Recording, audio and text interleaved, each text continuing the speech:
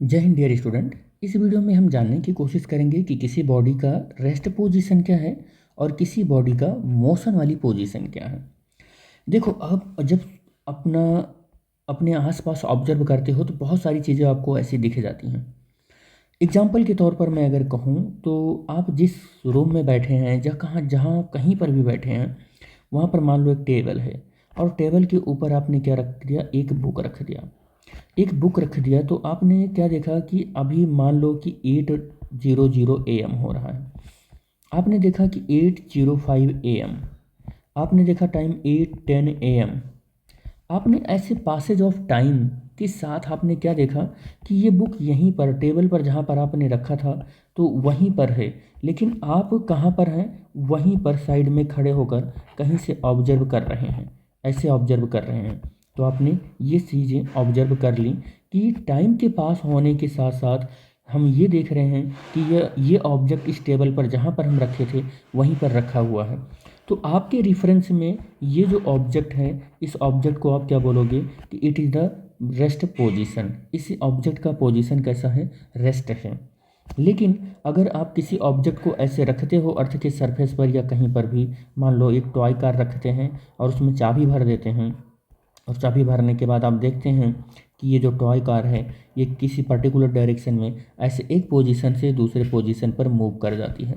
तो आप ये ऑब्जर्व कर लेते हैं कि आप इसी फ्रेम ऑफ रेफरेंस या कि हम कह सकते हैं फ्रेम ऑफ रेफरेंस ना यूज करके हम ऐसे बोलें कि आप यहीं पर खड़े हुए हैं, आप यहीं पर खड़े हुए हैं। तो आप ये ऑब्जर्व करते हैं कि ये जो टॉय कार है किसी ए पोजीशन से बी पोजीशन में आ गई। तो आप ये बोल देते हो कि इसकी पोजीशन क्या हो रही है, चेंज हो रही है। इसकी पोजीशन क्या हो रही है, चेंज हो रही है। लेकिन इसकी पोजीशन क्या हो रही थी, वो चेंज नहीं हो रही थी। Position does not change, does not change with respect to the time, change with respect to the time, with respect to the time, respect to the time. Time के साथ चेंज नहीं हो रहा था। लेकिन यहाँ पर आपने देखा कि position will change with respect to the time. तो आप बोल रहे हो कि this condition of object is in motion. इस मोशन या कह सकते हैं this state of object in motion, motion में है ये ऑब्जेक्ट, ठीक है, यह यहाँ पर। और इसको क्या बोल रहे हो कि ये रेस्ट में है। क्यों बोल रहे हो, because of this object does not change with its position with respect to the time. इसकी पोजीशन टाइम के रिस्पेक्ट में चेंज ही नहीं हुआ, बट इसकी पोजीशन टाइम के रिस्पेक्ट में चेंज हो गया। तो आपने बोला कि ये मोशन में है और ये रेस्ट में है। बस यही चीज़ हमें समझाना था कि रेस्ट क्या है और मोशन क्या है। लेकिन आपको एक बात और बता दें कि आप जब यहाँ पर इसी ऑब्जेक्ट के यहाँ पर पास में खड़े हैं और अर्थ के सरफेस पर ही हैं और तब आप ऑब्जर्व कर रहे हैं, तो ये कुल आपका जितना भी एस्पेक्ट है एकदम करेक्ट फिट बैठता है, सब कुछ एकदम सही है। लेकिन जब कभी भी आप अर्थ के सरफेस से आप बाहर चले गए, मान लो कि स्पेसशिप है और स्पेसशिप में आप बैठकर बाहर चले गए और अब आप स्पेसशिप से देख रहे हैं, आप स्पेस शिप से देख रहे हैं इस ऑब्जेक्ट को, तो आपको क्या दिख रहा है कि अब ये जो पूरा का पूरा जो हमारा सिनेरियो है, ये सिनेरियो कहाँ पर है, on the surface of earth, on the surface of earth. कहाँ पर है, सरफेस ऑफ अर्थ पर है। और जब ये सरफेस ऑफ अर्थ पर है, जब ये पूरा सरफेस ऑफ अर्थ पर है, तो अर्थ की जो स्पीड है अपने ऑर्बिटल में 30 km/s की है। तो ये पूरा का पूरा जो है सिनेरियो अर्थ की स्पीड से ही चलता हुआ आपको नज़र आएगा, क्योंकि आप इस अर्थ के सरफेस को छोड़कर स्पेस में चले गए हैं।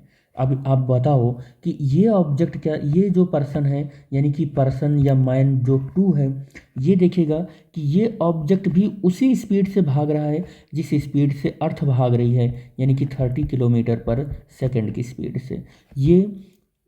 ये जो मैन टू है इस मैन वन को भी देखेगा कि इसी स्पीड से भाग रहा है। क्यों भाग रहा है, क्योंकि ये पूरा का पूरा सिस्टम अर्थ की सरफेस पर है और अर्थ जिस स्पीड से चल रही है उसी स्पीड से ये भागता हुआ नजर आएगा।